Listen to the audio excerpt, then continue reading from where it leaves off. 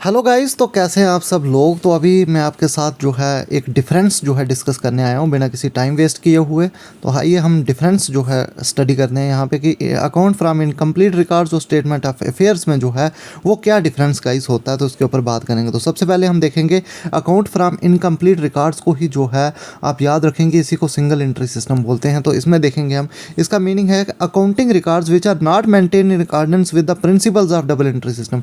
तो ऐसा रिकॉर्ड जिसको हम डबल एंट्री सिस्टम के तहत नहीं रिकॉर्ड करते हैं उसको बोलते हैं अकाउंट फ्रॉम इनकम्प्लीट रिकॉर्ड्स। ये छोटे बिजनेसेस में जो है ये काम आता है। दूसरी तरफ अगर स्टेटमेंट ऑफ अफेयर्स हम देखें तो स्टेटमेंट ऑफ अफेयर ये एक स्टेटमेंट होती है जो कि जब हम सिंगल एंट्री सिस्टम को यूज़ करते हैं तब हम जो है स्टेटमेंट ऑफ अफेयर्स बनाते हैं, जिसमें ये एक स्टेटमेंट होती है एसेट और लाइबिलिटीज़ की, जिसमें एक तरफ एसेट और दूसरी तरफ लाइबिलिटीज़ को लिखा जाता है।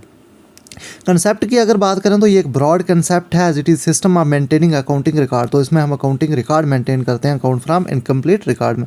लेकिन अगर स्टेटमेंट ऑफ अफेयर की बात करें तो ये एक नैरो कंसेप्ट है, क्योंकि ये जो प्रिपेयर किया जाता है when accounts are prepared under single entry system. तो जब हम सिंगल एंट्री सिस्टम में अकाउंट बनाते हैं तो स्टेटमेंट ऑफ अफेयर्स बनाते हैं, जिसमें हम ओपनिंग स्टॉक, क्लोजिंग स्टॉक, ये चीज़ें जो है उसमें नोट डाउन करते हैं।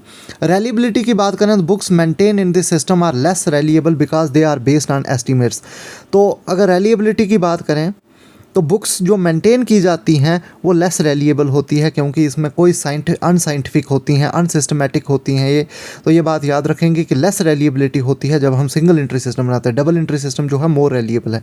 और अगर स्टेटमेंट ऑफ अफेयर की बात करें तो ये भी लेस रेलिएबल होगी, क्योंकि इसको भी हम जो है अकाउंट फ्रॉम इनकम्प्लीट रिकॉर्ड से ही जो है इसको भी जो है वहाँ से ही जो है बनाया जाता है। लास्ट अगर अर्थमेटिकल एक्यूरेसी की बात करें तो सिंगल एंट्री सिस्टम में अर्थमेटिकल एक्यूरेसी बुक्स की जो है वो चेक नहीं की जाती है, क्योंकि इसमें ट्रायल बैलेंस को नहीं बनाया जाता है। ये बात आप याद रखेंगे कि सिंगल एंट्री सिस्टम में ट्रायल बैलेंस को प्रिपेयर नहीं किया जाता है। और दूसरी तो statement of affairs does not prove in any sense the arithmetical accuracy. तो स्टेटमेंट ऑफ अफेयर्स में भी किसी तरह की अर्थमेटिकल एक्यूरेसी नहीं होती है। तो ये था डिफरेंस गाइज। अगर आप टेलीग्राम को ज्वाइन करेंगे तो वहाँ पर हम डेली MCQ सॉल्व करते हैं, और अगर उन MCQ का बेनिफिट आप उठाना चाहते हैं तो हमारे टेलीग्राम ग्रुप को ज्वाइन करें, जिसका लिंक जो है मैंने डिस्क्रिप्शन में डाल दिया। तो थैंक यू गाइस, मिलते हैं नेक्स्ट वीडियो के साथ।